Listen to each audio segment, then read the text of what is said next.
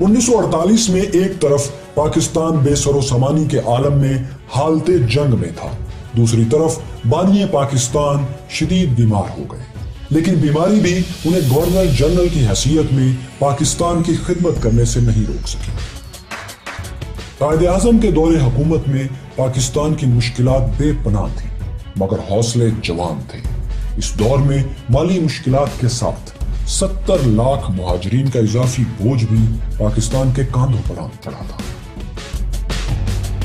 ان مشکلات کے علاوہ ایک اہم مسئلہ یہ تھا کہ آزادی کے وقت پاکستان کا کوئی آئین نہیں تھا، چنانچہ 1935 کے برطانوی آئین کو ہی معمولی تبدیلی کے بعد پاکستان میں نافذ کر دیا گیا۔ پاکستان 30 ستمبر 1947 کو اقوام متحدہ کا رکن بنا۔ سب سے پہلے پاکستان کو ایران نے تسلیم کیا اور فرانس میں پاکستان کا قومی پرچم سب سے پہلے لہرایا گیا۔ لیکن ایک بات جسے شاید بہت کم لوگ جانتے ہیں وہ یہ کہ جب پاکستان اقوام متحدہ کا رکن بنا تو دنیا میں صرف ایک ملک تھا جس نے پاکستان کو تسلیم کرنے سے انکار کیا، اور وہ ملک تھا برادر اسلامی ملک افغانستان۔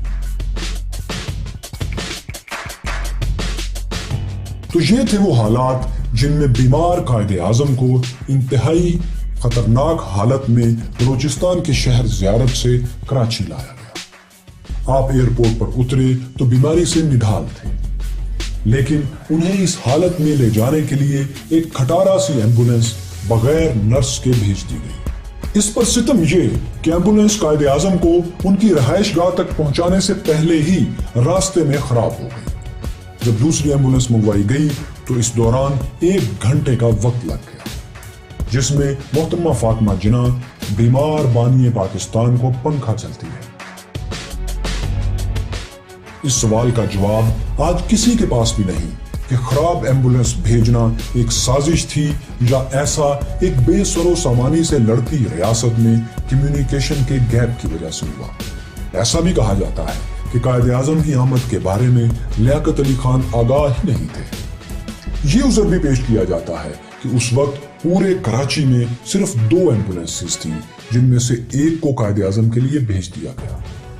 شاید یہ کمیونیکیشن کی تاریخی غلطی ہو، لیکن بہت سے لوگ آج بھی یہ مانتے ہیں کہ خراب ایمبولینس بھیجنا دراصل ایک سوچی سمجھی سازش تھی۔ قائد اعظم جب گھر پہنچے تو بیماری سے بری طرح نڈھال ہو چکے تھے۔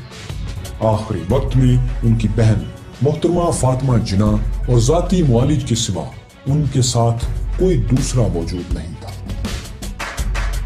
وہاں موجود لوگوں کے مطابق ان کے آخری الفاظ تھے، اللہ پاکستان۔ انہوں نے یہ کہا اور جان آفرین کے سپرد کر دی۔ قائد اعظم کے جنازے میں 6 لاکھ لوگ شریک ہوئے۔